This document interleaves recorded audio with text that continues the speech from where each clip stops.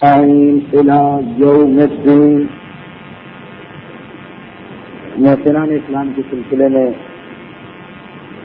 سال رواں اب تک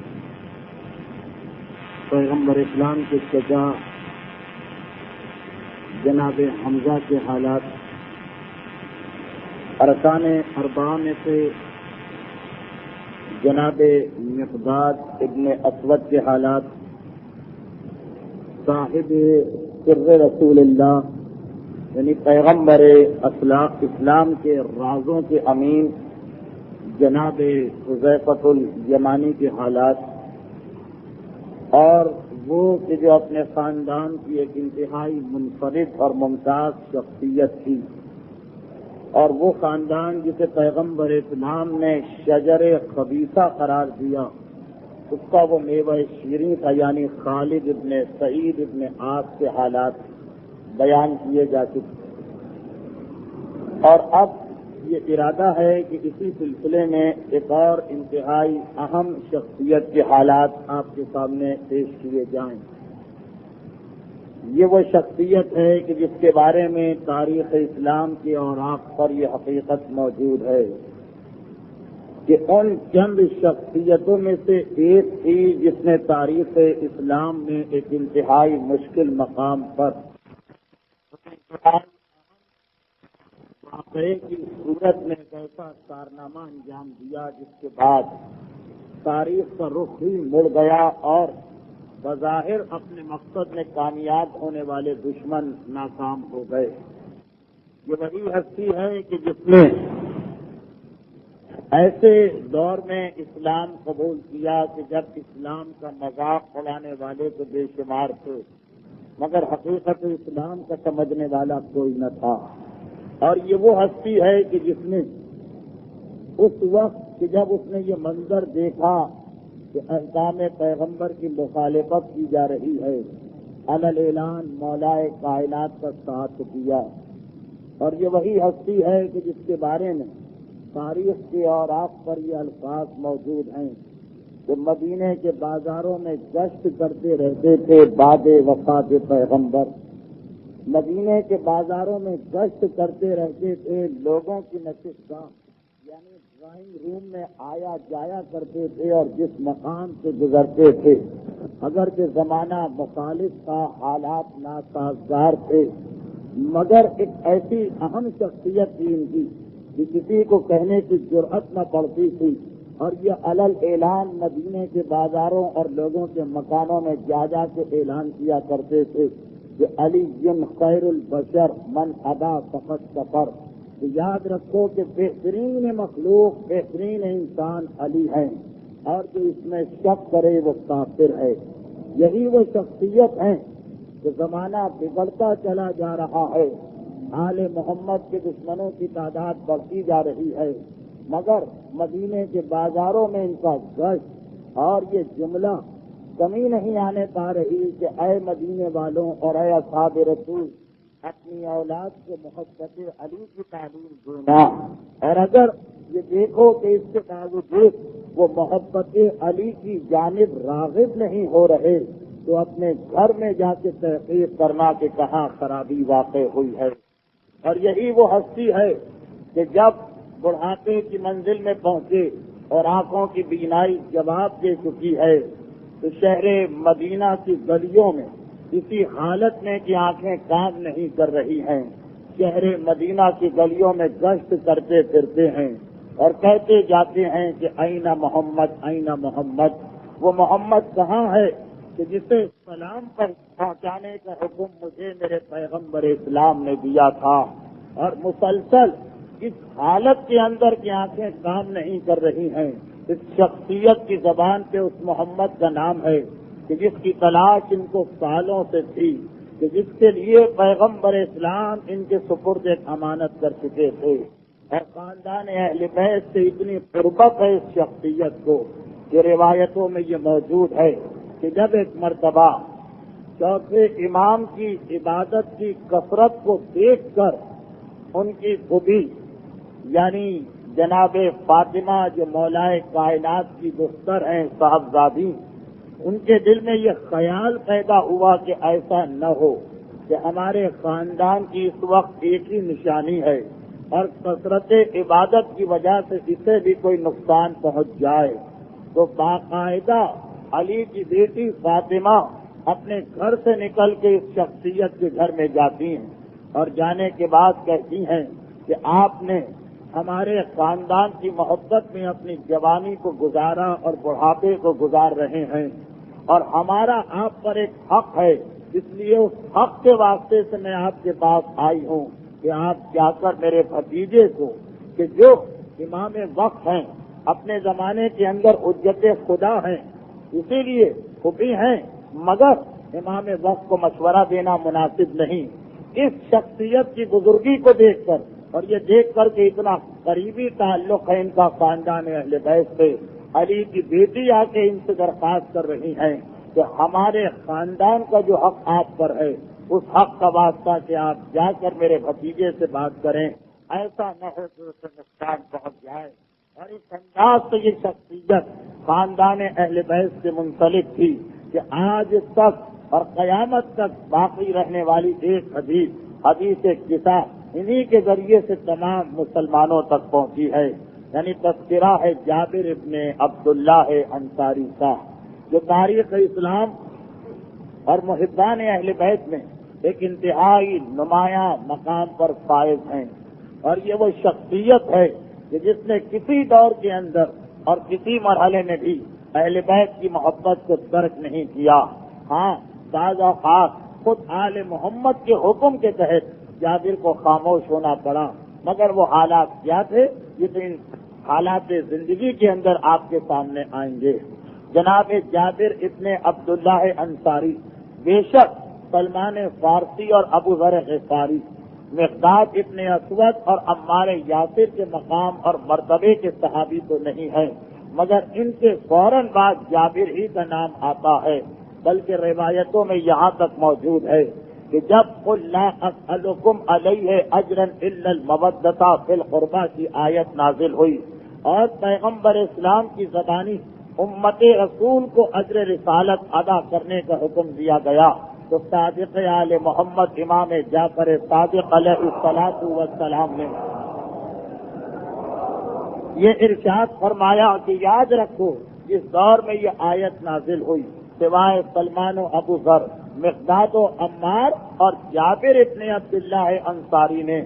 ان کے سوا اور کسی نے اس اجر رسالت کو اور آیہ مودت کے حق کو ادا نہیں کیا۔ اور یہ وہی جابر ہیں کہ ایک اور روایت میں کہا گیا کہ 7 ایسے آدمی ہیں کہ جن کی محبت تمام ہمارے ماننے والوں پہ فرض کی گئی ہے، اس لیے کہ انہوں نے رسول اور رسول کی زندگی کے بعد ہر مقام پر اطاعت رسول کی ہے۔ اس اطاعت کی وجہ سے ان کی محبت ہر ایک پر فرض ہے، اور ان میں ایک جابر ابن عبداللہ انصاری ہیں۔ تو آئیے ذرا دیکھیں کہ یہ عظیم شخصیت جنہوں نے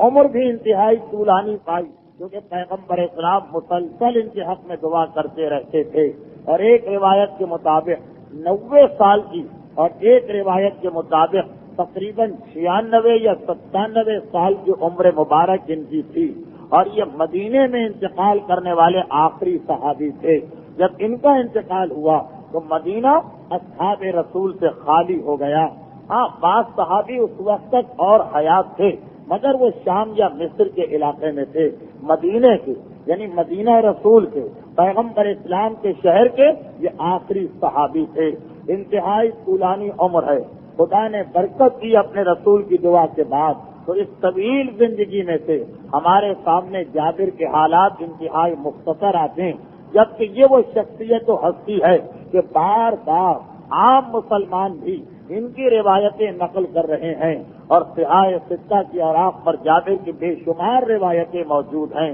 جابر ابن عبداللہ انصاری، جیسا کہ ان کے اس مشہور نام سے ظاہر ہے کہ یہ انصاری تھے۔ انصار ان لوگوں کا نام ہے کہ جو شہر مدینہ کے قدیم باشندے تھے، پیغمبر اسلام پر اور خود مذہب اسلام پر ایمان لائے، اور جب اللہ کے رسول ان کی دعوت پر ہجرت کر کے مدینے میں آئے تو انہوں نے آنے والے مسلمانوں کے لیے اپنے گھر اور مال کو وقف کر دیا. ان کا لقب پیغمبر نے انصار رکھا جو ناصر کی جمع ہے یعنی مددگار. تو جابر ابن عبداللہ در حقیقت مدینے کے قدیم باشندوں میں سے تھے اور پیغمبر اسلام کے اعلان رسالت سے تقریباً 6 سال پہلے ان کی پیدائش ہوئی تھی. اس اعتبار سے یہ پیغمبر اسلام سے 36 سال اور مولا کائنات سے 4 سال چھوٹے قرار پاتے ہیں. اعلان رسالت سے 6 سال پہلے شہر مدینہ کے انتہائی اہم خاندان بنو سلمہ میں ان کی ولادت ہوتی ہے. خاندان بنو سلمہ مدینے کے اہم خاندانوں میں سے ایک خاندان تھا اور آپ میں سے جن حضرات کو مدینے کی زیارات کا موقع ملا ہے انہوں نے دیکھا ہوگا کہ مدینے سے کچھ فاصلے پر ایک مسجد ہے جس کا نام ہے مسجد قبلتین. یہ وہ مسجد ہے کہ جس کے اندر جب پیغمبر نماز پڑھا رہے تھے یا ایک روایت کے مطابق خود پڑھ رہے تھے تو ایک مرتبہ قبلے کی تبدیلی کا حکم آیا. بیت المقدس سے پیغمبر نے حالت نماز میں کعبے کا رخ کیا. چنانچہ مسجد کا نام پڑ گیا مسجد قبلتین، دو قبلوں والی مسجد. اسی مسجد قبلتین سے لے کر شہر مدینہ تک کا جو علاقہ اس میں جابر ابن عبداللہ انصاری کا قبیلہ بنو سلمہ رہا کرتا تھا. یہ علاقہ آج بھی شہر مدینہ سے خاصا باہر ہے تو اس زمانے میں تو مدینے سے خاصا دور کا علاقہ سمجھا جاتا تھا. جابر کا اپنا مکان یہیں پہ تھا مگر محبت رسول کی وجہ سے ان کے دن اور رات کا اکثر حصہ مدینے میں گزرا کرتا تھا. جابر ابن عبداللہ جیسا کہ میں نے عرض کیا کہ ایک انتہائی اہم خاندان کے فرد ہیں اور ان کے خاندان کی اہمیت اتنی زیادہ تھی کہ بعد میں آنے والے کچھ انتہائی ظالم و جابر حکمران بھی مجبور ہوئے کہ ان کے خاندان کی مدد حاصل کریں اور جابر کو ذریعہ بنایا گیا. یہ تفصیل انشاءاللہ بعد میں بیان کی جائے گی. تو اب خاندان بنو سلمہ مدینے کا ایک انتہائی اہم خاندان ہے. مدینے میں فی الحال کفر و جاہلیت کا دورہ ہے. ان کے والد اور ان کے دادا دونوں اس خاندان بنو سلمہ میں ایک انتہائی اہم مقام رکھتے تھے. سردار تو نہیں تھے مگر ایک انتہائی اہم مقام تھا. ان کا پورا شجرہ یہ ہے کہ جابر ابن عبداللہ ابن عمر ابن حزام ابن کعب ابن سلمہ، چنانچہ سلمہ کی نسل سے ہیں، بنو سلمہ کہلاتے ہیں. ان کے والد کا نام عبداللہ ہے اور ان کے دادا کا نام عمر. اس لیے میں ذرا اتنی تفصیل میں جا رہا کہ جابر کی زندگی میں ان کے والد کے واقعات بڑی کثرت کے ساتھ آتے ہیں. تو جابر کے دادا عمر اپنے علاقے کے ایک انتہائی مالدار شخص ہیں اور ان کے انتقال کے بعد انہوں نے زمانے جاہلیت میں انتقال کیا. ان کے انتقال کے بعد ان کی ساری جائیداد و میراث جابر کے والد جناب عبداللہ کو ملی. جناب عبداللہ خود بھی مسلمان ہوئے. جناب عبداللہ کی ایک سگی بہن ہے جن کا نام ہند ہے، وہ بھی مسلمان ہوئی اور پھر یہ پورا خاندان دائرہ اسلام میں داخل ہو گیا تھا. اب جناب عبداللہ کو یعنی جابر کے والد کو اپنے باپ کی جانب سے خاصی جائیداد ملی. کئی باغات تھے، کچھ قلعے تھے، ایک چشمہ تھا. عرب کے اندر سب سے بڑی جائیداد جو مانی جاتی تھی وہ پانی کا چشمہ مانا جاتا تھا. باغات تو بہت کثرت سے مل سکتے ہیں، قلعے تو مل سکتے ہیں، لیکن سب سے قیمتی چیز پانی کا چشمہ، اس لیے کہ پانی عرب میں نایاب تھا اور سونے کے داموں میں پانی فروخت ہوا کرتا تھا. چنانچہ ان کے والد کی جب مالداری کا ذکر کیا جاتا تو مؤرخ ساتھ میں ضرور لکھتے ہیں کہ ان کے والد کے امیر ہونے کا ایک ثبوت یہ ہے کہ پانی کے چشمے کے مالک. لیکن ان کے والد فیاض بے انتہا تھے، یعنی راہ خدا میں اگرچہ اس وقت تک اسلام تو نہیں لائے تھے مگر جس خدا کو مانتے تھے اس کی راہ میں اور غریبوں کی ہمدردی میں بے انتہا خیرات کیا کرتے تھے، جس کا نتیجہ یہ نکلا کہ باوجود اس ساری جائیداد کے ان پر انتہائی قرضہ چڑھ گیا اور وہ انتہائی قرضدار ہو گئے. اسی زمانے میں جابر ابن عبداللہ انصاری جوانی کی منزل میں داخل ہو چکے اور ان کی عمر 16 یا 17 سال کے قریب تھی کہ جب شہر مدینہ کے اندر یہ خبر آئی کہ مکے میں ایک آدمی نے دعویٰ اسلام کیا ہے. محسنان اسلام کے سلسلے کی دوسری تقریر میں، اس سال کی دوسری تقریر میں نے یہ عرض کیا تھا کہ مدینے والوں کو پہلے سے معلوم تھا کہ ایک آخری رسول آنے والا ہے اور جو اس کا ساتھ دے گا دنیا بھی اس کی ہے اور آخرت بھی اس کی، کیونکہ یہودیوں سے اور مدینے کے رہنے والوں سے مسلسل بحث ہوتی تھی۔ یہودیوں کو یہ تکبر تھا، یہ غرور تھا، یہ سہارا تھا کہ ہم چونکہ اہل کتاب ہیں اس لیے جو رسول آئے گا ضرور ہم سے مدد لے گا، اور ان کے سامنے تاریخ بھی تھی کہ ہم موسیٰ کے ماننے والے ہیں، جب بعد میں عیسیٰ آئے تو وہ ہمارے ساتھ ملے، ہماری کتاب کے مطابق انہوں نے عمل کیا تو آخری رسول بھی ہمارا ہوگا۔ مدینے کے دوسرے باشندے مسلسل یہ ذکر سننے کے بعد چوکنا ہو گئے تھے، اور پہلے سے ان میں سے کچھ لوگوں کا یہ خیال تھا کہ یہودی ہم سے آگے نہ بڑھنے پائیں، چنانچہ جیسے ہی یہ خبر مدینے آئی تو یہودی تو اس انتظار میں بیٹھے کہ آنے والا ہمارا محتاج ہوگا، وہ ہمارے پاس آئے گا، وہ ہم سے مدد کی خواہش کرے گا۔ مدینے کے دوسرے لوگوں نے سبقت کی اور فوراً مکے کے اندر ایک وقت بھیجا جس کی تفصیلات آ چکی ہیں۔ جب وہ لوگ واپس آئے تو انہوں نے اپنے ساتھیوں کو بتایا کہ واقعات وہ رسول سچا رسول ہے، ہم نے اس کا کلام بھی سنا، ہم نے اس کا پیغام بھی سنا، ہم نے اس کے معجزے بھی دیکھے۔ چنانچہ جابر ابن عبداللہ کہتے ہیں کہ تھوڑا ہی عرصہ گزرا، مدینے میں جتنے قبیلے تھے، جتنے خاندان تھے، ہر ایک میں کچھ کچھ مسلمان ہو گئے۔ ابھی سارا مدینہ تو مسلمان نہیں ہوا، لیکن وہ وقت آیا کہ ہر خاندان کے اندر کچھ لوگ مسلمان ہو چکے تھے، یہاں تک کہ میں نے اور میرے والد نے بھی اسلام قبول کر لیا ہے۔ یہاں پہ مورخین میں ایک اختلاف ہے، بعض علماء کہتے ہیں کہ ان کے والد نے اور انہوں نے ایک ساتھ اسلام قبول کیا، اور بعض کہتے ہیں کہ نہیں، اسلام کے قبول کرنے میں جابر کو فخر حاصل ہے کہ یہ اپنے والد سے پہلے اسلام قبول کرتے ہیں، اور بعد میں ان کے والد نے بھی اسلام قبول کیا۔ ابھی پیغمبر اسلام کی زیارت نہیں کی، ابھی پیغمبر کو دیکھا بھی نہیں، 300 میل دور مکے کے اندر پیغمبر، مگر یہاں خود بخود پیغمبر کا پیغام عام ہو رہا، اور اس موقع پر ایک اور انتہائی اہم شخصیت کا نام آتا ہے، جناب مصعب ابن عمیر، جنہیں واقعاً محسن اسلام کہا جا سکتا، کیونکہ پیغمبر نے ان کو مدینے بھیج دیا تھا اور کہا تھا تم جاؤ اور مدینے والوں کی تربیت کرو۔ خیر ان کے حالات کی جب بیان ہوں گے تو ان کا کارنامہ تو وہاں پہ آپ کے سامنے آئے گا۔ ابھی جابر کی گفتگو ہو رہی، جابر کہہ رہے ہیں کہ تھوڑا عرصہ گزرا، مکے سے آنے والوں نے جب رسول کی خبر دی تو تھوڑا عرصہ گزرا، ہر خاندان میں کچھ لوگوں نے اسلام قبول کیا۔ ایک دن ہم سب لوگ ایک جگہ بیٹھے جو اسلام قبول کر چکے تھے۔ اب مدینے میں مکے جیسے حالات تو نہیں تھے، نہ وہ سختیاں تھیں نہ وہ پریشانیاں تھیں، مسلمان ہو گئے، مگر خاندان والوں کا کوئی اتنا اعتراض بھی نہیں ہے، ملنے پر کوئی پابندی بھی نہیں ہے۔ ایک دن ہم لوگ بیٹھے اور ہم نے کہا کہ رسول وہاں پہ زحمتیں برداشت کر رہے ہیں مکے والوں کے ہاتھ،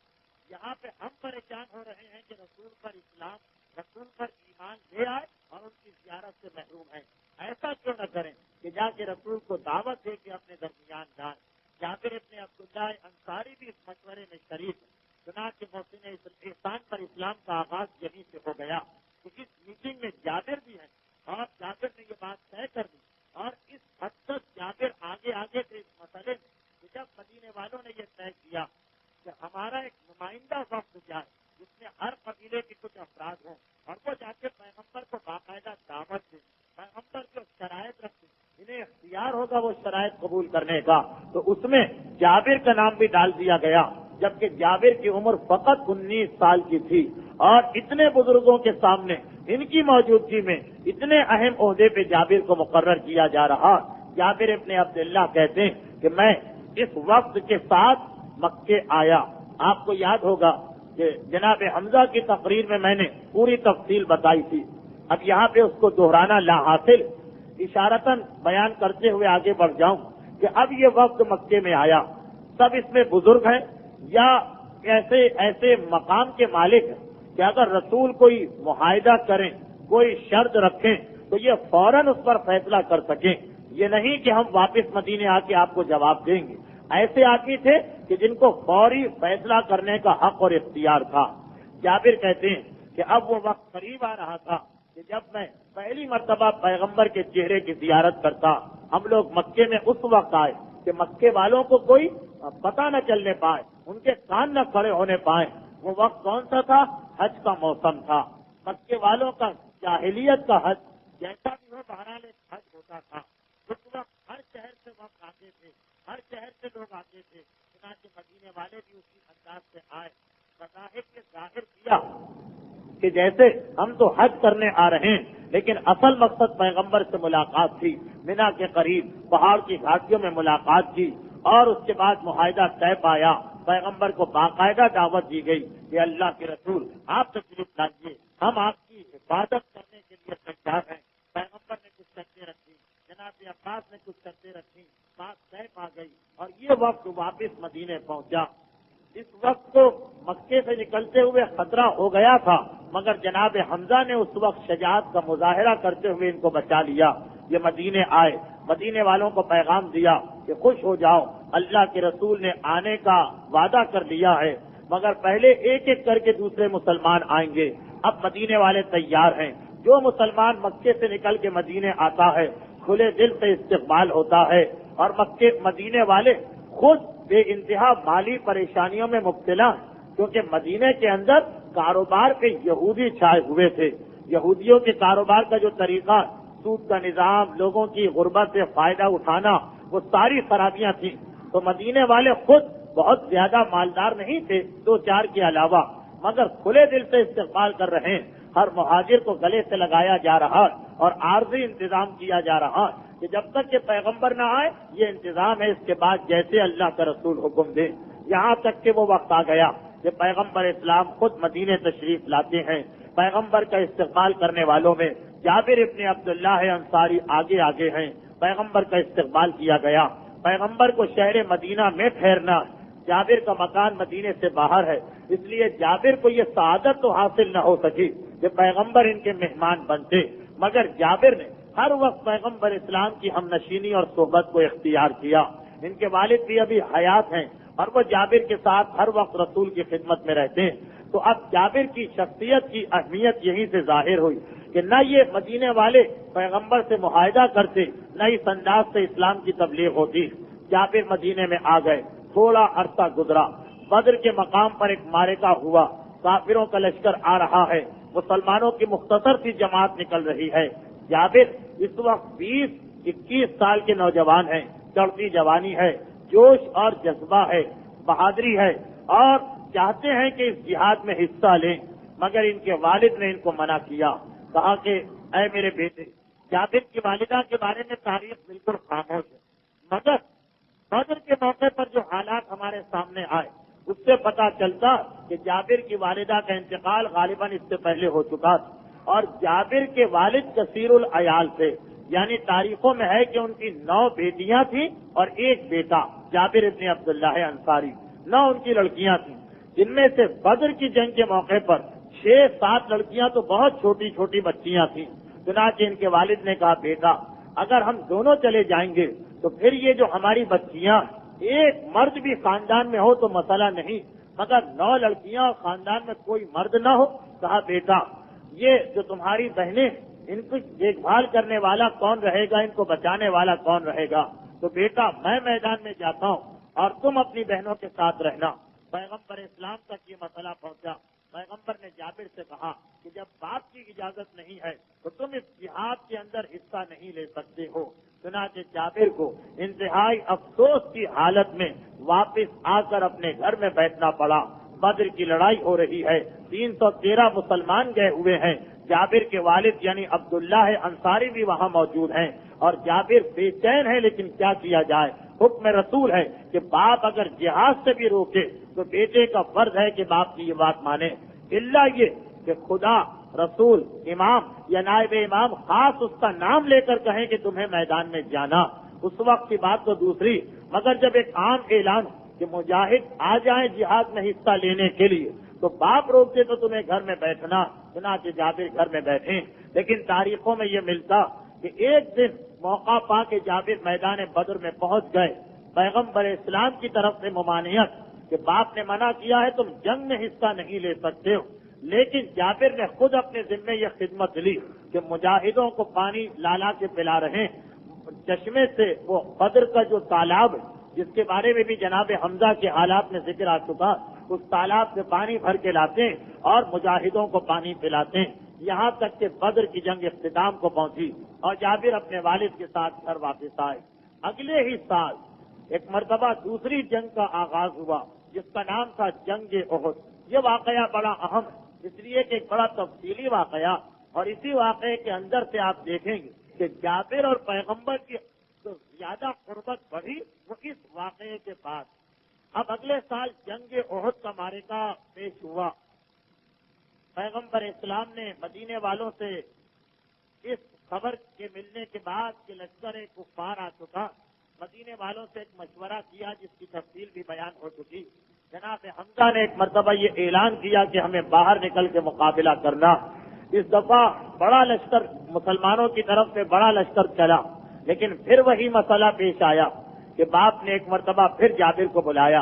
اور کہا کہ اے میرے بیٹے، میں نے پچھلی دفعہ بھی تمہیں منع کیا تھا کہ بہنیں چھوٹی ہیں تمہاری، بیٹیاں زیادہ ہیں میری، تم ان کی حفاظت کے لیے گھر میں رہو، اور اس دفعہ پھر میں تمہیں منع کرتا ہوں اس لیے کہ پتہ نہیں کیوں میرا دل یہ گواہی دے رہا ہے کہ میں اس جنگ سے واپس نہیں آ سکتا ہوں، اور میرے نزدیک اسلام، خدا اور خدا کے رسول سب سے زیادہ محبوب ہیں، ان پر اپنی جان قربان کرنے میں مجھے کوئی ہچکچاہٹ نہیں، لیکن بیٹیوں کا معاملہ اور میری گردن پر قرضہ بھی ہے، اگر میں اس جنگ میں مارا گیا تو میری گردن پہ قرضہ رہے گا۔ میں یہ چاہتا ہوں کہ تم اس جنگ میں حصہ نہ لو تاکہ میری بیٹیوں کی حفاظت بھی ہو جائے اور جو میرا قرضہ اس کے ادا کرنے کا انتظام بھی رہے۔ اس اعتبار سے کہ قرضہ لینا یا کسی انسان کا حق مارنا یہ اتنا بڑا گناہ کہ روایت پیغمبر ہے کہ جب شہید کے خون کا پہلا قطرہ زمین پہ گرتا تو خدا اس کے سارے گناہ معاف کر دیتا، مگر یہ کہ اس کی گردن پر کسی مومن کا کوئی مالی حق باقی ہو، یہ شہید کبھی معاف نہیں کیا جاتا۔ روایت میں یہ ہے کہ جنگ خیبر کے بعد جب جنگ خیبر کے شہداء کو دفن کیا جا رہا تھا قبروں میں، تو ایک شہید تھے مدغم، یہ پیغمبر اسلام کے غلام تھے، ہر وقت پیغمبر کی خدمت میں رہتے تھے، میدان جہاد میں اور خیبر جیسے معرکے میں شہید ہوئے تھے، مگر جب انہیں دفن کر دیا گیا تو ایک مرتبہ لوگوں کے ایک سوال کے جواب میں پیغمبر نے کہا کہ وہ عذاب خدا میں گرفتار ہیں اور ان کی قبر آگ سے بھر چکی۔ لوگ حیران ہوئے، شہید بھی ہیں، پیغمبر کے غلام بھی ہیں، شروع کے مسلمانوں میں سے بھی ایک ہیں، اور پھر انہیں عذاب مل رہا۔ پیغمبر نے کہا کہ ہاں، اس لیے کہ ایک لڑائی میں اسلامی جہاد کا طریقہ یہ ہوتا کہ میدان سے جتنا مال جمع وہ جنگ کے بعد ایک جگہ لا کے جمع کیا جاتا، پہلے اس میں سے خود نکلتا ہے، یعنی رسول و آل رسول کا حصہ، باقی مال سارے مسلمانوں میں برابر سے تقسیم ہوتا۔ یہ نہیں دیکھا جاتا کہ میں نے زیادہ کافروں کو قتل کیا، میں نے کم کو، سب کو برابر سے تقسیم ہوتا۔ تو پیغمبر نے کہا کہ ایک غزوے کے بعد جب سارا مال ایک جگہ لا کے جمع کرنے کا حکم تھا، ایک چادر اس کو پسند آ گئی تھی اور اس نے اس چادر کو چھپا لیا کیونکہ دیکھنے والا کوئی نہ تھا، تو وہ چادر جس میں سارے مسلمانوں کا حق اور پیغمبر کا حق خمس واجب ہے، یہ انہوں نے نہیں پہنچائی، تو اس کی وجہ سے شہید، غلام، اولین مسلمان پھر بھی عذاب قبر میں گرفتار۔ تو اب اسلام کو فقط 16 سال گزرے، لیکن جابر کے والد کو فقط 3 یا 4 سال ہوئے، مگر اتنا خیال کے بیٹا میرا دل کہہ رہا ہے کہ میں اس جنگ میں مارا جاؤں گا، پھر میرا قرضہ کون ادا کرے گا، اس لیے بیٹا تم اس جنگ کے اندر بھی شریک نہ۔ اور یہ خیر آخری جنگ تھی جس میں جابر شریک نہیں ہوئے، اس کے بعد تو ہر غزوے میں شریک ہوئے تھے۔ جابر باپ کے حکم کے آگے اور پیغمبر کا وہ فرمان کی اس معاملے میں باپ کی اطاعت کرنا مجبور ہو کر اپنے گھر میں آ کے بیٹھ گئے، یہاں تک کہ جابر کو اطلاع ملی کہ میرے والد میدان جنگ میں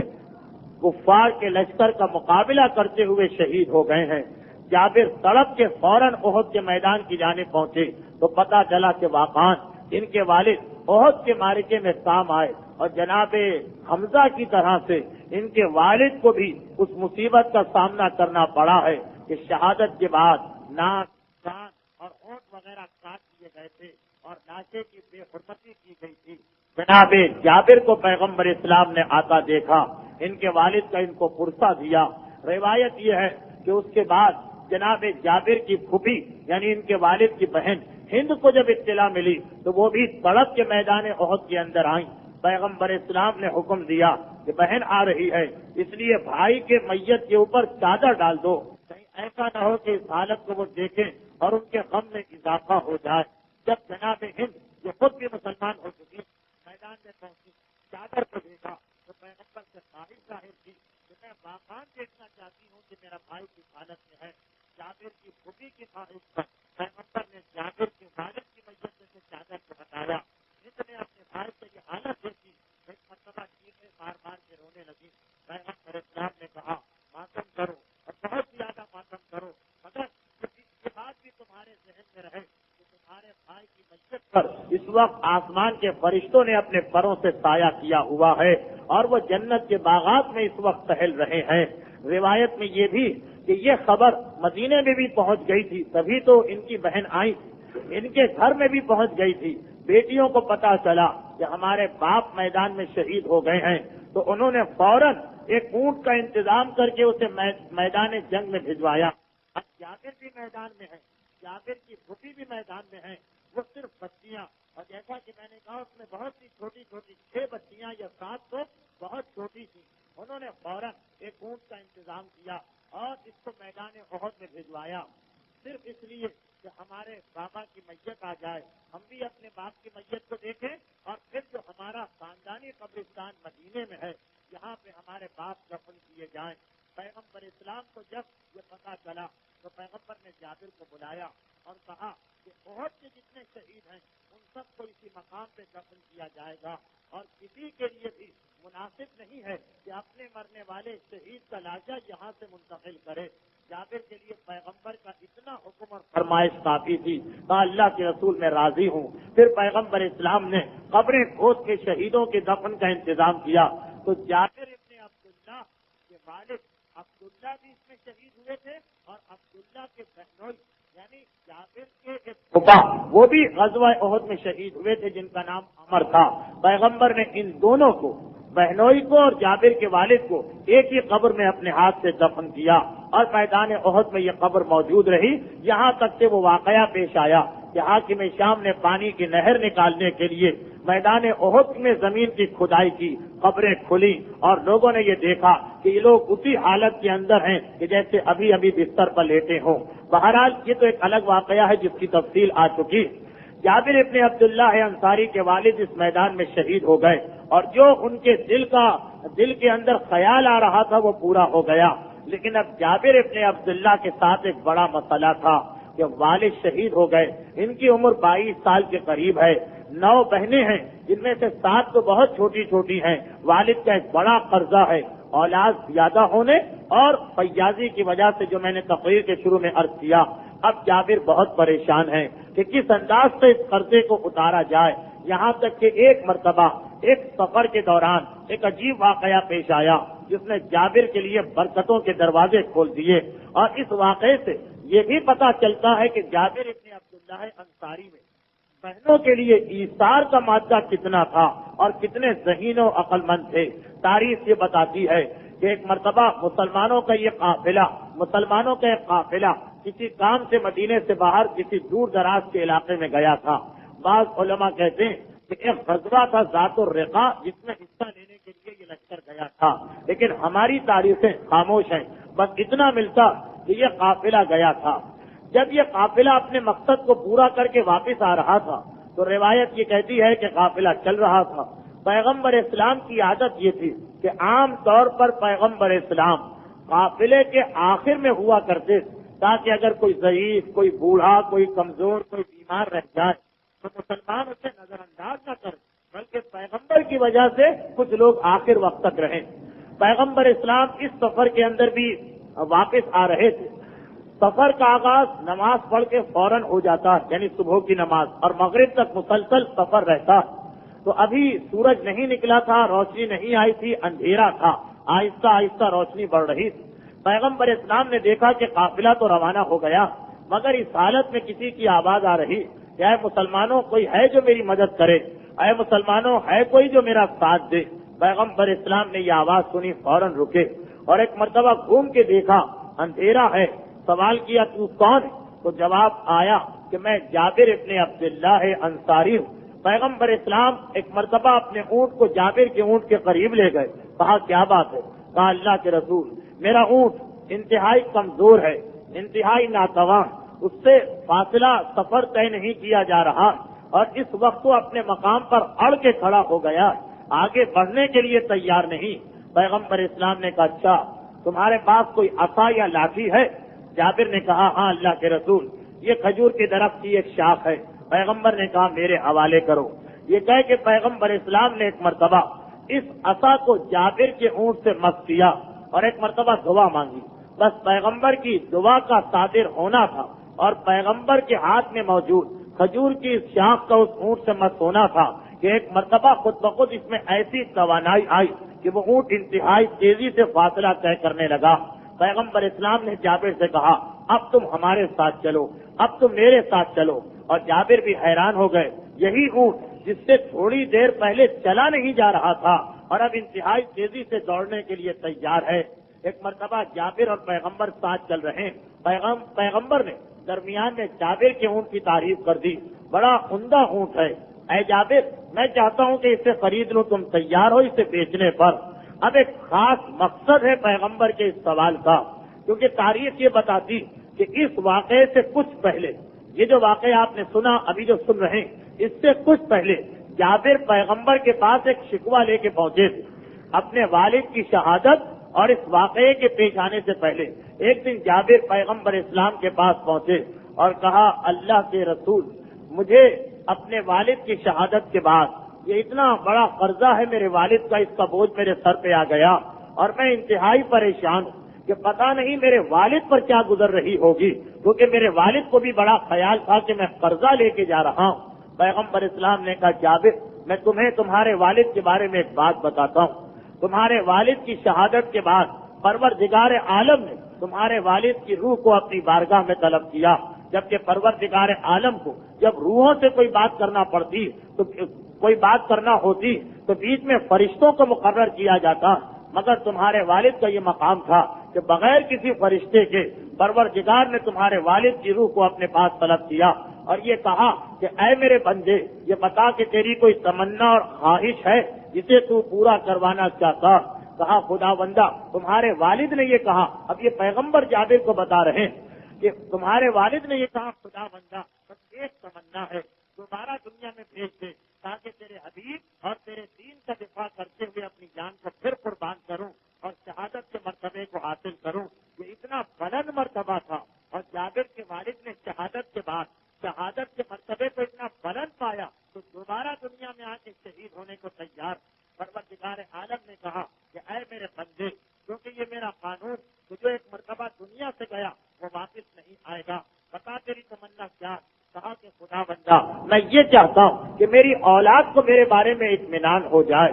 اس لیے کہ جیسا آپ نے سنا چھوٹے چھوٹے بچے چھوٹی چھوٹی بچیاں ان کے والد کو یہ فکر ہے کہ ایسا نہ ہو کہ میرے دنیا سے اٹھ جانے کے بعد میری اولاد پریشان۔ تو کہا خدا بندہ میں صرف یہ چاہتا ہوں، اب یہ ساری گفتگو اللہ کے رسول جابر کو سنا رہے ہیں کہ میں یہ چاہتا ہوں کہ میری اولاد کو میرے بارے میں اطلاع مل جائے کہ میں یہاں پہ خیریت سے ہوں۔ اب ہمیں یہ بات عجیب لگ رہی مگر ذہن میں رکھیے کہ ابھی مدینے میں اسلام نیا نیا آیا، یہ فقط دوسری جنگ ہے، اس کے اندر لوگوں نے پہلی مرتبہ دیکھا شہادت کسے کہتے ہیں، تو جو مسلمان انہیں اب تک پتا نہیں کہ شہید ہونے والے پہ کیا گزرتی، وہ کس حالت میں ہے۔ تو جابر کے والد پروردگار عالم کی بارگاہ میں تمنا پیش کر رہے کہ میری اولاد کو اطمینان ہو جائے۔ پیغمبر کہہ رہے کہ اے جابر تمہارے والد کی اس تمنا کی وجہ سے پروردگار نے قرآن کی ایک آیت نازل کی کہ وَلَا تَحْسَبَنَّ الَّذِينَ قُتِلُوا فِي سَبِيلِ اللَّهِ أَمْوَاتٌ بَلْ أَحْيَاءٌ، کہ اے مسلمانوں جو لوگ خدا کی راہ میں مارے جائیں انہیں مردہ نہ سمجھنا، وہ اپنے پروردگار کے پاس زندہ ہیں۔ تو یہ قرآن کی آیت جابر کے والد کی فرمائش کے اوپر یعنی تمنا کے اوپر خدا نے نازل کی تاکہ تمام مسلمانوں کو اطمینان ہو جائے کہ ہمارے مارے جانے والے شہید خدا کے پاس زندہ ہیں اور آرام سے ہیں۔ جابر نے کہا اللہ کے رسول یہ پریشانی تو دور ہو گئی، اپنے والد کی خیریت پتہ چلی، لیکن مسئلہ اپنے مقام پر ہے کہ میں قرضہ کس طرح سے ادا کروں، اور قرضہ جنہوں نے دیا وہ مسلمان تو نہیں، اس میں یہودی بھی شامل جو انتہائی شدت کے ساتھ مطالبہ کر رہے ہیں۔ تو اب یہ واقعہ ذہن میں رکھیں پیغمبر اسلام نے کہا کہ اے جابر، ان قریب تمہارے والد کے قرضے کے ادا کرنے کا انتظام خدا کرے گا۔ اور پھر یہ موقع آ گیا کہ پیغمبر اسلام جابر کے اونٹ کو چلانے کے بعد ایک مرتبہ تعریف کرتے ہیں کہ کتنا اچھا ہے یہ اونٹ، اے جابر کیا یہ تم میرے ہاتھ فروخت کرو گے؟ جابر نے کہا اللہ کے رسول، یہ تو ویسے ہی آپ کی نظر ہے، آپ نے پسند کیا، اب یہ آپ کے لیے ہو گیا۔ کہا جابر ہرگز نہیں، قطعاً نہیں، جو اس کی قیمت ہے وہ تمہیں لینا پڑے گی، اس کے بعد میں اس اونٹ کو قبول کروں گا۔ مدینے پہنچ کر اس اونٹ کو میرے ہاتھ فروخت کرنا۔ تاریخ کہتی ہے کہ جابر نے کہا اللہ کے رسول جیسا آپ کا حکم ہے میں اس کی تعمیل کروں گا۔ پھر پیغمبر نے ہاتھ پھیلا کے جابر کو دعا دی، اور جابر خود کہتے ہیں کہ اس سفر میں نے 25 مرتبہ سنا کہ اللہ کے رسول ہاتھ پھیلا کے میرے حق میں دعا کر رہے ہیں۔ ابھی ہم تھوڑا اور آگے بڑھے تھے کہ پیغمبر نے سوال کیا جابر تم جوان ہو، جوانی کی منزل میں داخل ہو گئے ہو، کیا تم نے شادی کر لی؟ پیغمبر اسلام دریافت کر رہے ہیں۔ جابر نے کہا ہاں اللہ کے رسول میں نے شادی کر لی۔ پیغمبر نے کہا کس سے شادی کی؟ کہا اللہ کے رسول میں نے سہیلہ بنت مسعود سے شادی کی۔ سہیلہ بنت مسعود مدینے ہی کے خاندان سے تعلق رکھنے والی، اور ان کے پہلے شوہر کا انتقال جنگ احد سے پہلے بیماری کی وجہ سے مدینے میں ہوا تھا، یعنی یہ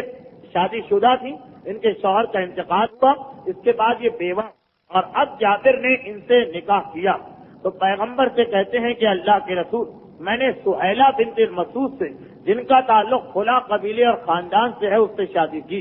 پیغمبر نے اب دیکھیں قربت کتنی، محبت کتنی، بے تکلفی کتنی، موقع ملا تو آج، ورنہ آئندہ تو آپ کئی واقعات سنیں گے کہ جابر سے پیغمبر اسلام کی بات چیت کا طریقہ کتنا محبت والا، کتنا بے تکلفی والا۔ یہ ذہن میں رکھیے کہ اس وقت جابر ابن عبداللہ انصاری کی عمر 22 سال کے قریب، اور پیغمبر اسلام کی عمر مبارک 55-56 سال کے قریب، عمر کا فرق بھی ہے، اور پھر وہ اللہ کے رسول جابر ان کے کلمہ مگر اتنی عظمت ہے جابر کی شخصیت کی کہ پیغمبر اسلام اتنی محبت کے ساتھ گفتگو کر رہے ہیں کہ کہتے ہیں کہ اے جابر یہ تو بتاؤ تم جوان ہو، تمہاری جوانی کا آغاز تم نے کسی کماری لڑکی سے شادی کیوں نہیں کی، غیر شادی شدہ لڑکی سے شادی کیوں نہیں کی، ایک بیوہ کا انتخاب کیوں کیا جو عمر میں تم سے زیادہ؟ پیغمبر اعتراض نہیں کر رہے، بلکہ پیغمبر یہ دیکھ رہے ہیں کہ جابر کا مقصد کیا ہے اس شادی سے۔ جابر نے کہا اللہ کے رسول دل تو میرا بھی چاہ رہا تھا، تمنا تو میری بھی یہی تھی، مگر میں نے دیکھا کہ میری 7 چھوٹی چھوٹی بہنیں، ماں تو جابر کی پہلے ہی انتقال کر چکی، باپ کا بھی انتقال ہو گیا، جابر خود ابھی ناتجربے کار 22 سال کا نوجوان۔ کہا اللہ کے رسول میں نے یہ دیکھا کہ میری چھوٹی چھوٹی بہنیں، اب ان کی تربیت کے لیے، اب ان کا خیال رکھنے کے لیے کوئی اگر ہوشیار اور سمجھدار عورت ہو جو ان کا لباس بدلوا سکے، جو ان کے بالوں میں تیل ڈالے، جو ان کو صفائی کے طریقے سکھائے، جو ان کی صحیح تربیت کرے، تو یہ میری بہنوں کے لیے بہتر ہوگا۔ اور اگر میں نے اپنی خواہش کے مطابق خود کسی جوان لڑکی سے نکاح کر لیا جو ناتجربے کار ہوگی تو میری بہنوں کے لیے بڑی پریشانی ہو جائے گی۔ اپنی بہنوں کی وجہ سے میں نے اس رشتے کو ترجیح دی ہے۔ پیغمبر نے پھر جابر کو دعا دی کہ جابر یہ تم نے رشتہ داری کا حق ادا کیا اور ایثار کیا اپنی بہنوں کے لیے، خدا تمہیں اس کا اجر دے گا۔ چنانچہ تاریخوں میں ہے کہ بعد میں جابر کی شادی بھی مدینے کی ایک انتہائی حسین عورت جناب ام حارث سے ہوئی، جس کی تفصیل تو آپ بعد میں سماعت فرمائیں گے۔ تو خیر اب جابر کہہ رہے ہیں کہ پیغمبر نے پہلے اونٹ خریدنے کی بات کی، بڑا لمبا سفر ہے میں اسے مختصر کرتا ہوں۔ اس کے بعد پھر یہ شادی کا مسئلہ طے پایا۔ اس کے بعد جابر کہتے ہیں کہ آخر ہم مدینے پہنچ گئے۔ اگلے ہی دن میں پیغمبر کی خدمت میں حاضر ہوا۔ اللہ کے رسول یہ اونٹ میں لے کے آیا ہوں۔ پیغمبر اسلام نے دیکھا، ایک مرتبہ بلال حبشی کو بلایا۔ جناب بلال حبشی کے ذمے پیغمبر کے بیت المال کی نگرانی بھی تھی۔ کہا کہ اس کے لیے 5 اوقیہ سونا لے کے آؤ۔ ایک پیمانہ تھا اس زمانے کا، بلکہ روایت میں ہے کہ پہلے جابر سے پوچھا کہ تم نے یہ اونٹ کتنے کا خریدا؟ کہا اللہ کے رسول میں نے 5 اوقیے کا خریدا۔ بطور مثال ہم لفظ تولہ استعمال کرتے ہیں کہ میں نے 5 تولے سونے کے بدلے میں یہ اونٹ خریدا۔ پیغمبر نے بلال کو بلایا، کہا جو جابر کہہ رہے ہیں یہ قیمت لا کے ان کے حوالے کرو۔ بلال نے یہ پیسے لا کے حوالے کیے۔ پیغمبر نے کہا نہیں، اتنے کا تو انہوں نے خریدا، 3 تولہ سونا اور دے کے آؤ۔ 3 تولہ سونا اور لایا گیا، جابر کے حوالے کیا۔ پیغمبر کھڑے ہوئے، ہاتھ میں عصا ہے، چاروں اس اونٹ کے گھوم رہے ہیں، اس کے جسم کو دیکھتے جاتے ہیں، ہاتھ لگاتے جاتے ہیں اور کہتے جاتے ہیں کتنا اچھا، کتنا عمدہ، کتنا طاقتور اونٹ۔ اور اس کے بعد جب پیغمبر نے یہ خرید لیا تو کہا کہ اے جابر،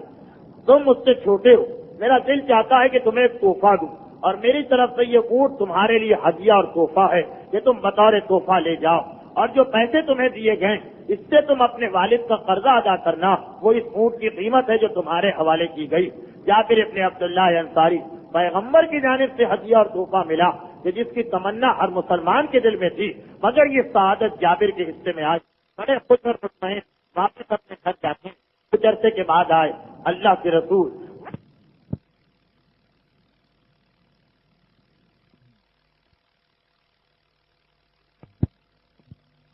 سے کہ جب لوگوں کو پتا چلا کہ جابر اپنے والد کا قرضہ ادا کر رہے ہیں تو بہت سے لوگ جنہوں نے قرضہ دیا تھا مگر اب تک خاموش بیٹھے تھے وہ بھی آ گئے کہ ہمارا بھی حق باقی ہے، اگر تم ادا کر سکتے ہو تو ادا کرو۔ کہا اللہ کے رسول پھر خاص طور پر یہ جو یہودی ہیں یہ بڑا پریشان کر رہے ہیں، بڑا تنگ کر رہے ہیں۔ پیغمبر اسلام نے کہا اچھا کیا تمہارے پاس اس وقت کوئی جائیداد ہے؟ کہا اللہ کے رسول ایک چھوٹا سا باغ رہ گیا کھجوروں کا۔ پیغمبر نے کہا جب کھجوروں کے اتارے جانے کے بعد کھجوروں کے فروخت کا وقت آئے تب مجھے بلا لینا، میں تمہارے پاس آؤں گا اور اس قرضے کو ادا کروا دوں گا۔ کھجوریں پک چکی تھیں، جب کھجور توڑنے کا وقت آیا جابر دوڑ کے آئے پیغمبر اسلام کے پاس۔ کہا اللہ کے رسول وقت آ چکا۔ پیغمبر نے کہا اچھا تمہارے جتنے قرض خواہ جنہوں نے تمہارے والد کو قرضہ دیا سب کو لا کے جمع کرو اور میں بھی آ رہا ہوں۔ جابر نے تمام قرض خواہوں کو بلایا۔ پیغمبر اسلام بھی جابر کے باغ میں پہنچے۔ ایک مرتبہ کھجوروں کے ڈھیر کے قریب جا کے پیغمبر رک گئے۔ کہا جابر میں نماز شروع کرتا ہوں اور میں نماز پڑھتا جاؤں، تم میری جانب توجہ نہ دینا، بلکہ جتنے قرض خواہ آئیں انہیں ان کے قرضے کے مطابق کھجوریں دے دینا۔ یہ بات واضح کر دی جائے کہ اس دور میں کوئی سکہ نہیں بنا تھا سونے کا یا چاندی کا یا درہم یا دینار، بلکہ بارٹر سسٹم تھا، یعنی مال کے بدلے مال۔ اونٹ خریدنا ہے سونا دے کے خریدا گیا، کوئی قرضہ لیا ہے اب جتنا قرضہ لیا ہے اس کے برابر کی کھجوریں دے دی جائیں، لینے والا بالکل خوش اور مطمئن جائے گا۔ پیغمبر نے کہا تم اس میں سے کھجوریں دے دینا۔ جابر حیران، اللہ کے رسول یہ کھجور یہ تو ایک آدمی کے مطالبے کو پورا نہیں کرے گی اور یہاں 50 آدمی کھڑے ہیں۔ پیغمبر نے کہا جابر میں نے جو تمہیں حکم دیا تم اس کے مطابق عمل کرو اور میں اپنی عبادت میں مصروف ہوں، میری جانب توجہ نہ دینا۔ اب جابر ڈرتے ڈرتے گئے، پہلے آدمی کو بلا کے لائے۔ ادھر پیغمبر زمین کے اوپر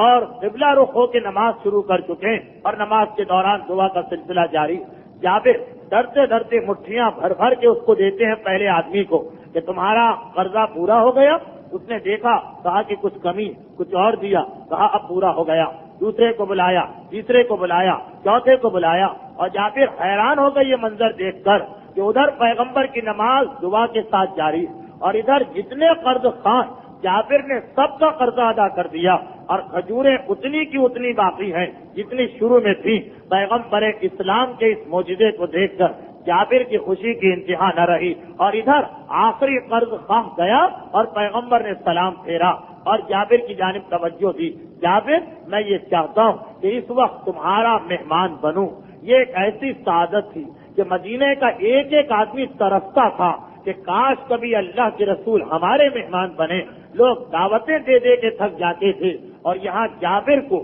یہ بڑا اعزاز مل رہا ہے 24 سال کی عمر میں کہ پیغمبر خود یہ کہہ رہے کہ میں یہ چاہتا ہوں کہ تمہارا مہمان بنوں۔ اب جابر ایک مرتبہ پیغمبر کو بڑے احترام کے ساتھ لے کے چلے اور اپنے باغ سے اپنے گھر میں لے کے آئے۔ بیوی کے پاس پہنچے، کہا اللہ کے رسول آ رہے ہیں، تم جلدی جلدی کھانے کا انتظام کرو اور خبردار پیغمبر اسلام سے گفتگو نہ کرنا، ایسا نہ ہو کہ پیغمبر کو اذیت و تکلیف پہنچے۔ عورتوں کی عادت بھی ہوتی ہے کہ جہاں پر بیٹھ گئی تو اب گفتگو کا ایک مرتبہ سلسلہ شروع ہوتا ہے۔ جابر کو بڑا خیال تھا اللہ کے رسول کو اس گفتگو سے تکلیف نہ پہنچنے پائے۔ پیغمبر اسلام کو لے کے آئے، باغ سے لے کے آئے، اتنی دیر میں بیوی نے فرش کا انتظام کر دیا تھا۔ پیغمبر اسلام فرش پر پہنچے اور تھوڑی دیر کے لیے آنکھیں بند کر کے لیٹ گئے۔ جابر تیزی سے باہر آئے، غلام کو بلایا، بکری کا ایک بچہ جابر کے یہاں پلا ہوا تھا، کہا اسے ذبح کرو اور جلدی سے اس کا گوشت تیار کرو۔ فوراً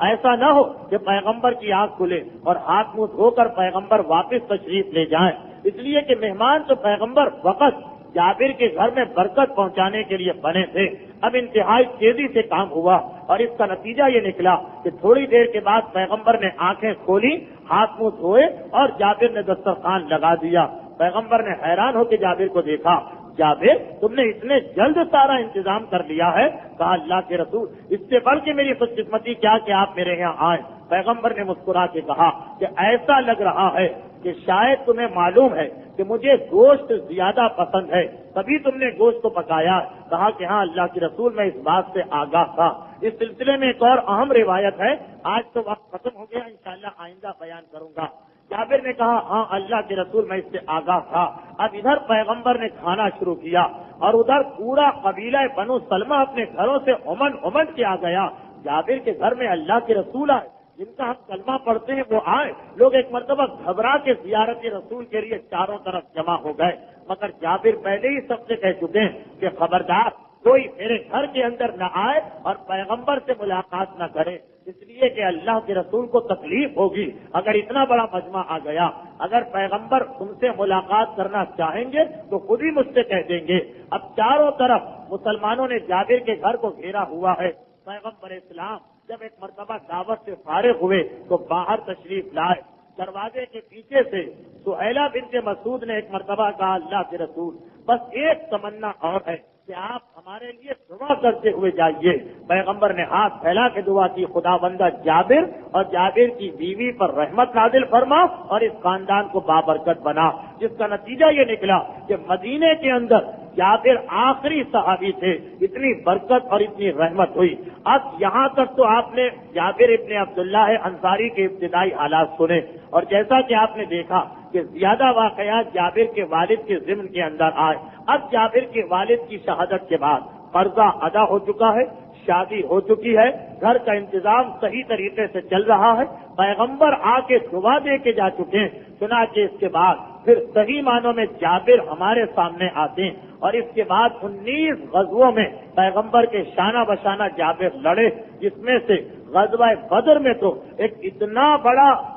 معجزہ ہوا جابر کے گھر میں کہ تمام مسلمان رش کرنے لگے جابر کی قسمت پر، لیکن وقت کی کمی کی وجہ سے اس گفتگو کو اسی مقام پہ نامکمل چھوڑنا پڑ رہا۔ انشاءاللہ آئندہ تقریر میں جابر کے باقی حالات، وہ معجزہ جنگ خیبر کا، جابر سے مروی کچھ اہم روایتیں، اور پھر جابر کا مولا کائنات اور اہل بیت رسالت سے وفا اور محبت، یہ ساری تفصیلات انشاءاللہ آئندہ تقریر کے اندر آئیں گی، کیونکہ موضوع اتنا طویل ہے کہ اگر میں تقریر کو طولانی بھی کر دوں تو کوئی فائدہ نہیں ہوگا اور بات نامکمل رہ جائے گی۔ تو یہاں تک تو بات پہنچی۔ مجھے یہ اندازہ ہے کہ اس درس کا اصل وقت 1 گھنٹے کا ہے، مگر پچھلے 2 ہفتوں سے کچھ مسائل کی وجہ سے، کچھ مجلس کی وجہ سے بات طولانی ہو جاتی ہے، لیکن انشاءاللہ آج زحمت زیادہ نہیں ہوگی۔ ویسے تو میرا ارادہ فی الحال 2 موضوعات پر گفتگو کرنے کا ہے، مسائل۔ اب یہ مسائل کا وقت شروع ہو گیا، جن حضرات کو دلچسپی نہیں ہے وہ تشریف لے جا سکتے ہیں، اور جن کو دلچسپی ہے وہ تشریف رکھیں۔ 7, 8 یا 10 منٹ کے مسائل ہیں۔ ویسے تو میرا ارادہ 2 موضوعات پر گفتگو کرنے کا ہے، ایک وضو کا اور ایک نماز جماعت کا۔ نماز جماعت کے اندر بھی جو عام غلطیاں ہوتی ہیں، بہرحال ان کا مشاہدہ بعض اوقات اتنا پریشان کر دیتا کہ جماعت سے نماز پڑھنا تک مشکل ہو جاتا، اور ایک وضو کا۔ لیکن اس سے پہلے میں خمس کے ایک آخری مسئلے پر آج گفتگو کرنا چاہتا ہوں۔ یہ مسئلہ خاصا مشکل ہے، خاصا سخت ہے، اسی لیے کتاب سے بھی لوگوں کی سمجھ میں نہیں آتا، اور مجھے اندازہ ہے کہ جن لوگوں کا یہ مسئلہ نہیں ہے ان کے لیے اس مسئلے کے دوران بیٹھنا کتنا مشکل ہوگا۔ مگر کیا کیا جائے کہ جن لوگوں کا مسئلہ ہے تو بڑا اہم مسئلہ، اس لیے میں اسے بیان کر ہی رہا ہوں۔ اور جیسا کہ یہ اعلان ہے کہ جن صاحبان کے لیے کوئی مجبوری ہے، کوئی مصروفیت ہے، کوئی اور کام ہے تو وہ تشریف لے جا سکتے ہیں، فقط 10 منٹ کی زحمت باقی لوگوں کے لیے۔ خمس کے بارے میں یہ بات تو آپ بار بار سن چکے ہیں، پچھلی دفعہ بھی کچھ تذکرہ ہو گیا کہ خمس کیا ہے، کس طرح نکالا جاتا، اور جس نے آج تک خمس نہیں دیا وہ کیا کرے۔ اب فقط ایک آخری بات اس وقت بیان کرنا ہے، وہ ہے قرضے پر خمس کا مسئلہ، اور اس سلسلے میں ہماری گفتگو آج کے دن آیت اللہ خمینی کے فتوے، آیت اللہ خوئی کے فتوے کے مطابق ہوگی۔ اور جو مسئلہ اس وقت بتایا جائے گا یہ آیت اللہ خوئی کا تازہ ترین فتویٰ ہے، اس لیے اس سے پہلے جو مسئلے بھی آپ نے سنے ہیں، جو فتوے بھی آپ تک پہنچے ہیں، حتیٰ یہ کہ کتاب میں بھی اگر کچھ پڑھا تو وہ سب سمجھیے کہ ختم ہو گیا۔ اب یہ مسئلہ جو ہے آخری اور حتمی مسئلہ ہے، کیونکہ سب سے تازہ ترین مسئلہ فی الحال یہی ہے۔ دیکھیے، قرضے کے دو پہلو ہوتے ہیں، ایک یہ کہ ہم نے کسی کو قرضہ دیا ہے اور خمس کی تاریخ ہماری آ گئی، اب ہم کیا کریں؟ اس کے لیے شریعت کہتی ہے کہ جو قرضہ ہم نے دیا ہے اس کی دو قسمیں، ایک وہ کہ جب ہم چاہیں قرضہ واپس لا سکتے ہیں، مثلا جس کو ہم نے دیا تھا تو جو مدت طے پائی تھی وہ مدت پوری ہو گئی، اب ہمیں حق ہے کہ ہم جا کے لے آئیں، وہ دینے والا بھی دے دے گا، اسے کوئی اعتراض نہیں ہوگا، مگر ہم اپنی کاہلی کی وجہ سے نہیں جا رہے ہیں یا سستی کی وجہ سے نہیں جا رہے ہیں کہ کیا فائدہ لانے سے، پیسہ تو ہمارے پاس بھی پڑا رہے گا، چلو وہاں پڑا ہے، ہمارا کیا نقصان، وہ کوئی کھا تو نہیں جائے گا، اپنا ہی آدمی۔ یا یہ کہ شرم اور تکلف اور مروت اور حیا کی وجہ سے نہیں جا رہے کہ بھائی اس سے ہم پیسے مانگیں گے کہیں وہ برا نہ مان جائے، اگر اس سے دینا ہوتا خود لا کے دے دیتا، انتظار کرو جب خود دے گا تو لے لیں گے، ابھی ہم کو بھی کوئی ضرورت نہیں۔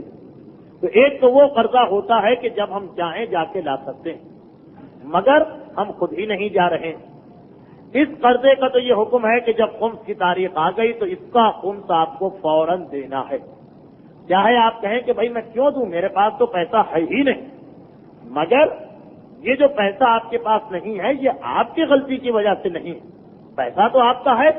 آپ لا بھی سکتے ہیں، پھر کیوں نہیں لا رہے؟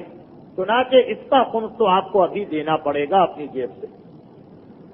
اور دوسرا یہ ہے کہ نہیں، جو قرضہ دیا ہے ابھی واپس نہیں مل سکتا، مثلا طے پایا تھا کہ 2 سال کے بعد قرضہ واپس کرنا، ابھی تو 1 سال گزرا، یا یہ کہ نہیں مدت تو پوری ہو گئی مگر جس نے قرضہ لیا وہ واپس نہیں کر رہا، ٹال رہا ہے، انکار کر رہا ہے، ضبط کر کے بیٹھ گیا، دینے کے لیے تیار نہیں، اب کیا کریں ایسی صورت؟ اس میں شریعت کہتی ہے کہ پھر آپ کے سامنے 2 راستے ہیں، ایک تو یہ کہ اس کا خمس آپ ابھی نکال دیں، ٹھیک ہے قرضہ نہیں ہے آپ کے پاس، پیسے نہیں مل سکتے، مگر اپنی آسانی کے لیے آپ ابھی سے اس کا خمس اپنی جیب سے دیں۔ اس صورت میں جب بھی وہ پیسے ملیں گے پھر اس میں آپ کو مزید کوئی خمس نہیں نکالنا پڑے گا، نہ کوئی حساب کتاب کرنا پڑے گا۔ اور دوسرا ہے کہ نہیں، اس میں آپ کو اجازت ہے کہ ابھی پیسے اگر نہیں مل رہے تو آپ ٹھہر جائیے اور انتظار کریں، کیونکہ یہ بھی ہو سکتا ہے کہ قرضہ بالکل ڈوب جائے، پیسے واپس ہی نہ ملے، انتظار کریں، پھر جس دن پیسے آپ کو واپس ملیں گے چاہے آپ کے خمس کی تاریخ ہو یا نہ ہو، اسی دن آپ کو اس پیسے کا خمس نکال دینا ہے۔ تو وہ قرضہ جو ہم لا سکتے ہیں نہیں لا رہے اس کا خمس تو آج ہی دینا ہے جب خمس کی تاریخ آ گئی، اور جو قرضہ ہم نہیں لا سکتے اس میں ہمیں ہماری مرضی، چاہے ابھی نکال دیں اپنی جیب سے آسانی کے لیے کہ بعد میں کس کو یاد رہے گا، کون حساب کرے گا، یا انتظار کریں، اگر مل گیا تو نکال دیں، بالکل نہیں ملا، ڈوب گیا، ختم ہو گیا تو اس کی کوئی ذمہ داری آپ پر نہیں ہے۔ یہ مسئلہ تو اتنا پیش نہیں آتا ہے کیونکہ ہمارے معاشرے میں قرضہ دینے والے کتنے ہیں، زیادہ تر تو لینے والے ہیں، تو لینے والوں کا مسئلہ جو ہے وہ اصل مسئلہ ہے، یہ تو خیر یوں ہی آ گیا۔ اب دوسرا مسئلہ ہے معاشرے کی اکثریت کا کہ اگر ہم کسی سے قرضہ لے کے آئے کسی وجہ سے، تو اب یہ قرضہ اگر ہمارے پاس پڑا ہے، 1 سال گزر گیا یا خمس کی تاریخ آ گئی، تو کیا اس کا بھی خمس دیں یا نہیں دیں؟ اس مسئلے کو پہلے آپ سمجھ لیجیے کہ مسئلہ کیا۔ ایک تو جو بات بہت آسان ہے وہ یہ کہ کسی سے ہم قرضہ لے کے آئے، کوئی مجبوری تھی، بیٹی کی شادی کرنا تھی، مکان بنانا تھا، بیمار تھے، آپریشن کے لیے چاہیے تھا، اور پھر اتفاق سے فوراً یہ پیسہ استعمال نہ ہو سکا، قرضہ دیا تھا بیٹی کی شادی کے لیے، کوئی ایسی موت ہو گئی خاندان میں، شادی 6 مہینے کے لیے ٹل گئی، پیسے پڑے ہوئے جو خمس کی تاریخ آ گئی۔ مکان بنانے کے لیے کسی سے قرضہ لائے تھے اور پھر مکان نہیں بن سکا، کوئی ایسے اتفاقات پیش آئے کہ 6-8 مہینے گزر گئے اور خمس کی تاریخ آ گئی۔ یا اسی طرح کوئی مسئلہ کہ کسی مجبوری کے لیے قرضہ لائے تھے، اس سے پہلے کہ استعمال کرتے خمس کی تاریخ آ گئی، اب کیا کریں؟ کیا اس کا خمس نکالیں؟ یہ تو قرضہ ہے۔ اچھا، یہ تو ایک مسئلہ، یہ میں نے مثال دی ایسا قرضہ جو اپنی ضرورت کے لیے لائے۔ ایک وہ قرضہ ہوتا ہے کہ بغیر ضرورت کے آدمی لے کے آتا، مثلا کچھ بینک ہیں یا ادارے ہیں یا کمپنیاں جن کی طرف سے اپنے ملازموں کو یہ سہولت حاصل کہ اگر وہ چاہیں تو کیونکہ وہاں کام کر رہے ہیں قرضہ لے سکتے ہیں، 5,000 یا 10,000 یا 20,000 قرضہ ان کو مل جاتا ہے، یا انشورنس آدمی کراتا ہے اس پر قرضہ لے سکتا ہے، یا پروویڈنٹ فنڈ ہوتا ہے اس پر قرضہ مل جاتا ہے۔ قرض یہ کہ کوئی ضرورت نہیں ہے ہمیں قرضے کی، مگر ہمارا ادارہ جو ہے ہم کو ایک سہولت دے رہا ہے کہ تم چاہو تو یہ قرضہ لے لو۔ اب فی الحال نہ ہم کو مکان بنانا ہے، نہ ہم کو موٹر سائیکل خریدنا ہے، نہ ہمیں کوئی اور مسئلہ، مگر یہ سوچ کر لیتے ہیں کہ لے لیں تو ٹھیک ہے ایک رقم آ جائے گی، نہیں لیں گے تو بہرحال وہ ہمارا حق ختم ہوا جا رہا، یعنی بغیر ضرورت کے قرضہ لے۔ دو باتیں ہوئی۔ اسی میں تیسرا مسئلہ آتا ہے کہ تھوڑا تھوڑا جو مغربی اور امریکی طرز زندگی ہمارے یہاں آ گیا، اس کا نتیجہ یہ ہے کہ ہمارے یہاں چیزیں قسطوں پر خریدی جاتی ہیں۔ کچھ چیزیں ایسی، ابھی تک تو جو مسئلہ تھا وہ کیا تھا کہ آپ پیسے لے کر آئے قرضے کے اور وہ آپ کے پاس رکھے۔ اب یہ مسئلہ ہے کہ نہیں، چیز خریدی آپ نے، فریج خریدنا ہے، اتنے پیسے تو ہے نہیں۔ ایسے ادارے ہیں کراچی میں کہ ہم گئے، ہم نے قسطوں پر یہ فریج لے لیا، ٹیلی ویژن ہے، فریج ہے، ایئر کنڈیشن ہے، موٹر سائیکل ہے، خود مکان قرضے پہ اس طرح لیا کہ اس کو قرضہ تو کم کہا جاتا ہے، قسطوں پر لے لیا، قسط پر کہ ہر مہینے تمہیں اتنا دیں گے، یہ چیز ہم ابھی خرید کے لے آئے۔ اب اس کی قسطیں 2 سال چلی، 3 سال چلی، 5 سال چلی۔ یہ 3 چیزیں ہیں، ان تینوں کے خمس کا مسئلہ کیا ہے؟ 10 منٹ پورے ہو چکے ہیں، 10 منٹ کا میرا وعدہ تھا کہ اس مسئلے پر ہلکا سا یعنی اشارہ کر کے، باقی اگر نامکمل بات ہے تو آئندہ مکمل ہو جائے گی، اور وہ یہ کہ یہ جو تینوں قسم کے قرضے ہیں فقہ میں تینوں کا مسئلہ ایک ہے، یعنی آپ ضرورت سے قرضہ لائیں، بغیر ضرورت کے قرضہ لے کے آئیں، یا قسطوں پہ کوئی چیز لائیں، تینوں کا ایک مسئلہ۔ اور وہ مسئلہ یہ ہے کہ قرضے میں جو چیز آپ لائیں گے اس پر خمس واجب نہیں، چاہے 1 سال نہیں 10 سال آپ کے پاس پڑی رہے۔ جو پیسہ آپ نے بطور قرض لیا ہے جسے واپس کرنا، یہ اگر آپ کے پاس کئی سال بھی پڑا رہے، یا آپ نے لیا اور آپ کی تاریخ آ گئی خمس کی، اب تک استعمال نہیں کیا، جو پیسے آپ لے کے آتے ہیں اس پر بہرحال خمس نہیں ہے، چاہے کتنے ہی سال پڑا رہے۔ ہاں، جب اس کو آپ ادا کریں گے، قرضہ لائیں گے تو ادا بھی کرنا پڑے گا، کیونکہ خمس کا مسئلہ تو وہی پوچھتا ہے کہ جو ادا کرنے کا قائل ہو، اور وہ لوگ کہ جو قرضہ سمجھتے ہی اس چیز کا نام ہے کہ جسے کبھی واپس نہ کیا جائے، ان کے لیے خمس کے مسئلے کی کوئی اہمیت ہی نہیں۔ تو اب بہرحال آپ اس کو واپس کریں گے۔ جب آپ اس کو واپس کریں گے تو جو پیسے آپ اپنی جیب سے دے رہے ہیں یا اپنی تنخواہ سے دے رہے ہیں، خمس کا مسئلہ اس پیسے پہ آتا ہے۔ جو پیسہ آپ نے قرضے پہ لیا، بینک سے ایک لون لیا، ہاؤس بلڈنگ سے مثلا ایک لون لیا، کسی آدمی نے آپ کو ایک قرضہ دے دیا،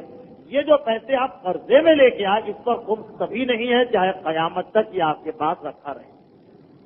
ہاں، کیونکہ یہ آپ کا پیسہ نہیں ہے، یہ آپ کی چیز نہیں۔ ہاں، جو آپ اس قرضے کو لانے کے بعد ادا کریں گے وہ آپ کا پیسہ ہوگا، وہ آپ کی تنخواہ سے کٹے گا، وہ آپ کی جیب سے نکلے گا۔ تو خمس اگر واجب ہے تو اس پر، یہ تو ہمارا پیسہ ہی نہیں ہے، یہ تو دوسرے کا ہے، اس کو واپس کرنا۔ تو پہلی بات تو یہ واضح ہو گئی کہ 1 سال تک بھی اگر پڑا رہے، 2 سال 5 سال تک بھی جو قرضہ آپ لے کے آئے اس پیسے پر خمس نہیں۔ جو واپس کریں گے اپنی جیب سے دیں گے اس پہ خمس ہو سکتا ہے، مگر ہو سکتا ہے کہ مسئلے کو سن، وہ یہ ہے کہ اس قرضے کو آپ نے لا کے رکھا،